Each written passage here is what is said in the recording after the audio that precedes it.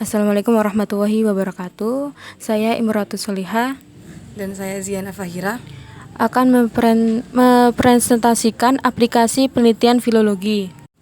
Yang pertama A. Penerapan langkah kerja filologi cerita wayang versi pencenongan ML241, yaitu yang pertama inventarisasi naskah, yaitu dengan cara mendata naskah dengan menggunakan katalog buku yang tersedia di ruangan baca koleksi naskah dan dicatat nomor kode koleksi.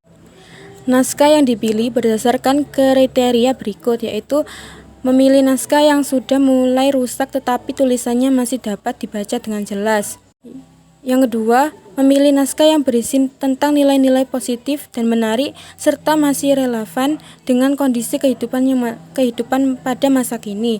Yang ketiga, dipilih naskah yang memiliki bentuk penulisan aksara yang baik dan konsisten sehingga memudahkan dalam mengalihsarakan dan menginterpretasikan maksud yang terkandung dalam teks.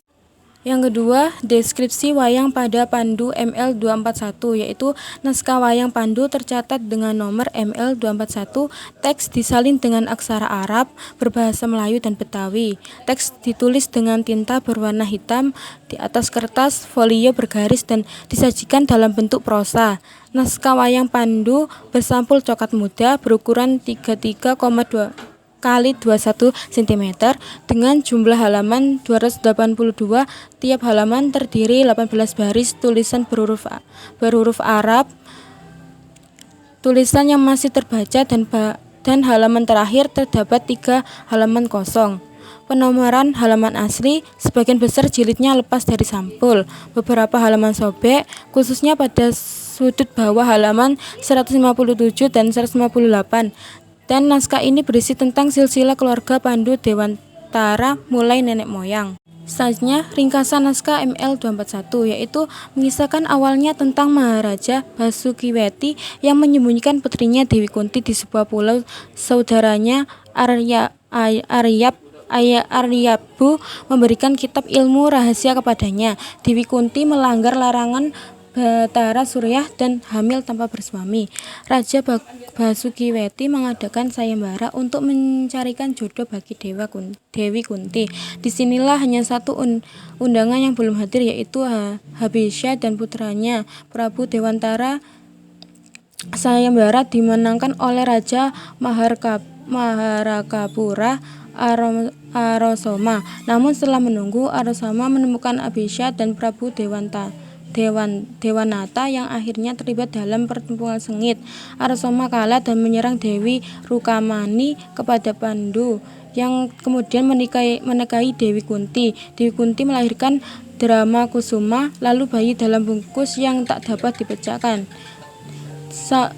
Semar pergi meminta senjata sakti kepada Batara Guru untuk membela bayi tersebut. Dari bungkusan itu lahirlah Wala Kudara Arya Jayasena Bima. Setelah itu Dewi Kunti hamil lagi dan melahirkan Arjuna. Selanjutnya, pertanggungjawaban alih aksara. Untuk mempertanggungjawabkan kesesuaian alih aksara dengan teks aslinya, maka mengalihsarakan naskah wayang Melayu Betawi ini dari teks naskah asli yang beraksara Arab dan berbahasa Melayu sampai Betawi ke dalam aksara Latin agar memudahkan untuk pemahaman terhadap naskah. Beberapa ketentuan atau aturan yang digunakan dalam alih aksara antara lain yaitu yang pertama, nama, istilah atau kata Arab yang telah digunakan dalam bahasa Indonesia ditulis sesuai dengan ketentuan ejaan yang disempurnakan. Misalnya khobar, kabar, ridho, maklum dan maklum. 2. Kosakata atau istilah dalam dialek Betawi ditulis sebagaimana aslinya, misalnya jotos, dupak, benggul, kepret, pentil, belon, mesum, mengkerik, dan sebagainya. Yang ketiga, kata atau kalimat yang berada dalam garis miring merupakan bagian yang dihilangkan karena penulisan ganda dan salah satu tulis, misalnya udara yang dilakukan H, meresahkan dilakukan H, maya atau dadali seharusnya rudak dadali, maka ditulis itu atau itu. 4. Kata atau kalimat yang berada dalam kurung siku merupakan bagian yang ditambahkan untuk memudahkan dalam membaca, misalnya menegar, mendengar, sudah, hulu, maka, lurah, semar, sebagainya. Baik, pada pembahasan yang kedua, yaitu penerapan kerja filologi pada naskah syair kiamat W228. Pembahasan ini ada 6. Yang pertama, inventarisasi naskah. Yang kedua, deskripsi naskah syair kiamat. Yang ketiga, ringkasan naskah syair kiamat. Yang keempat, pertanggungjawaban ahli aksara. Yang kelima, transliterasi naskah syair kiamat pada halaman 1-2. Dan yang terakhir, daftar istilah. Inventarisasi naskah. Di Perpustakaan Nasional, Salemba, Jakarta Pusat, naskah W228 tercatat dalam katalog induk naskah-naskah Nusantara Jilid 4 Perpustakaan Nasional Republik Indonesia. Katalog koleksi naskah Melayu Museum Pusat Departemen P7K yang disusun oleh Amir Sutarga dan kawan-kawannya. Dan dalam katalog naskah Van Ronkel pada tahun 1908. Selanjutnya ialah deskripsi naskah syair kiamat. Naskah syair kiamat tercatat dengan nomor naskah 228. Informasi tentang judul dapat ditemukan pada awal teks. Teks disalin dengan aksara Arab dengan bahasa Melayu. Teks ini ditulis dengan tinta berwarna hitam dan merah, disajikan dalam bentuk syair.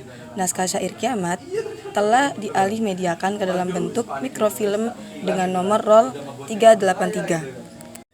Naskah syair kiamat ini memiliki ukuran sampul 33 x 20. Ukuran halaman juga sama, 33 x 20 dan ukuran blok teks 22 x 12. Jumlah baris setiap halaman ada 19. Naskah syair kiamat ini adalah naskah 1 jilid 1. Ada 64 halaman yang ditulis, namun ada 7 yang termasuk ke dalam halaman kosong, yaitu halaman 2, 3, 4, 5, 64, 65, dan 67. Dalam naskah syair kiamat ini tidak ada halaman yang berwarna. Dapat kita jelaskan penomoran pada naskah ini, yaitu penomoran naskah tambahan orang lain dengan pensil angka Arab 1-67, nomor halaman 1, 2, 3, 4, 5, dan tambahan penyunting. Jenis bahan yang digunakan untuk menulis naskah ini adalah kertas dengan capnya yang bernama Propatria Ensque Libertate.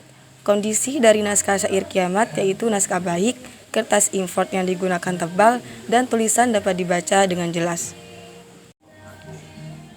Yang ketiga ialah ringkasan naskah syair kiamat pada halaman 31-32.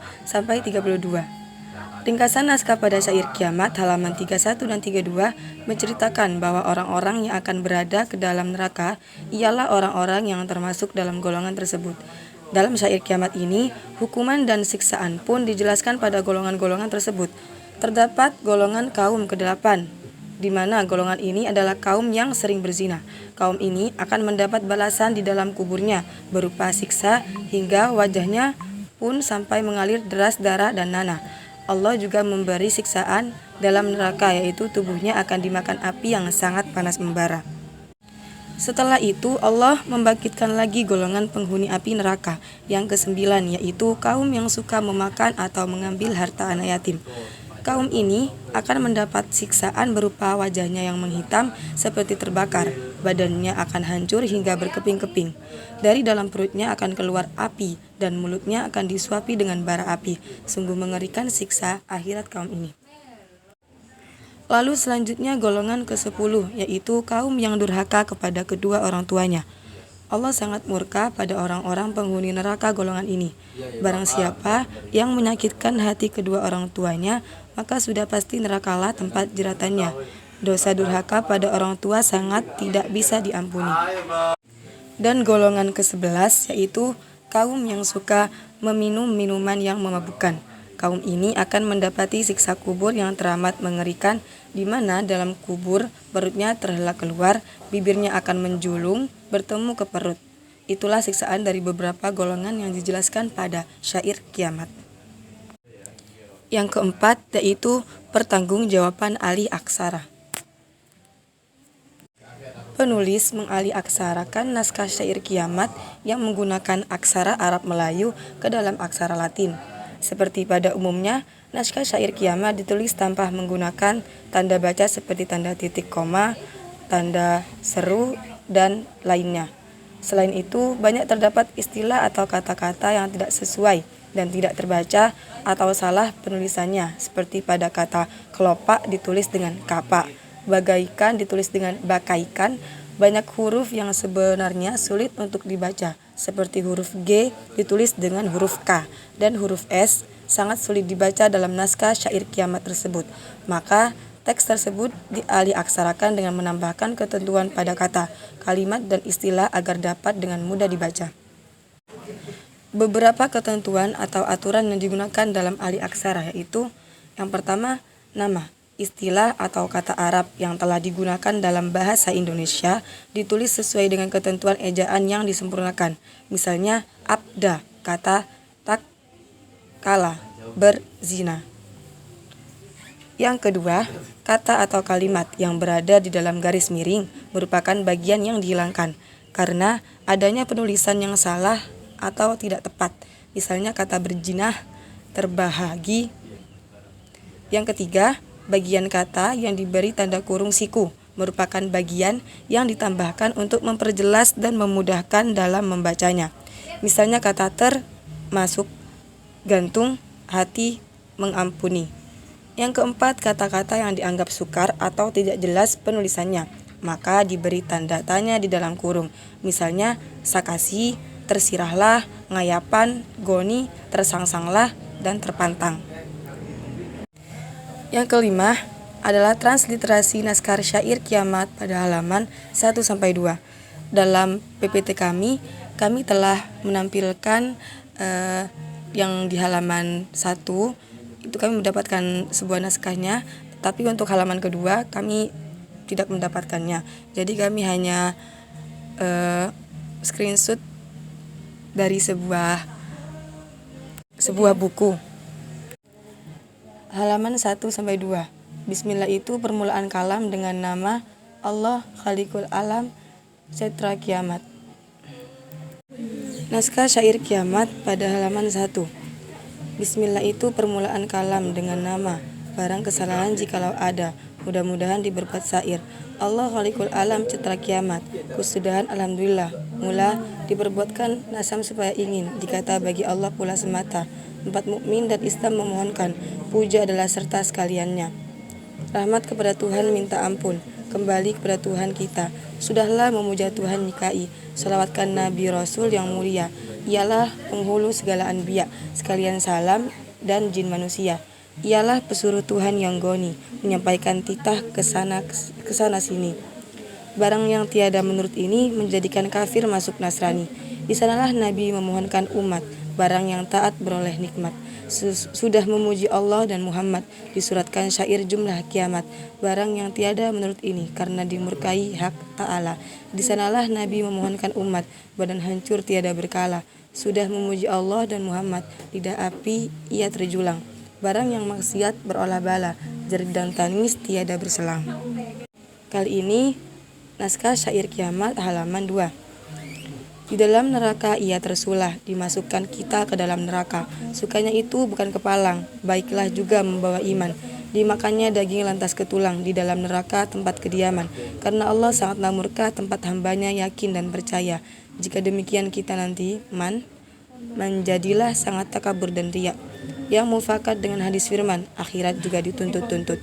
Dijadikan Allah negeri dunia, bukannya di sini kekal tanpamu. Barang yang hendak ternodai, serta diamalkan dengan yakinmu. Sekedarkan tempat berbuat bakti, bukannya dunia negeri yang baka.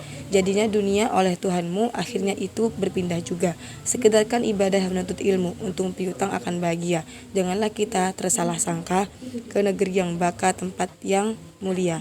Sekedarkan berhenti kita ketika seumpama datang kita di dunia, sampai musim punahlah dia. Hendaklah baik membaca di kangen, di negeri akhirat jadi kenangan. Di sanalah menerima utang piutang, di sanalah tentu berat dan ringan. Sekian yang dapat kami sampaikan, kurang dan lebihnya mohon maaf. Assalamualaikum warahmatullahi wabarakatuh. Terima kasih. Terima kasih.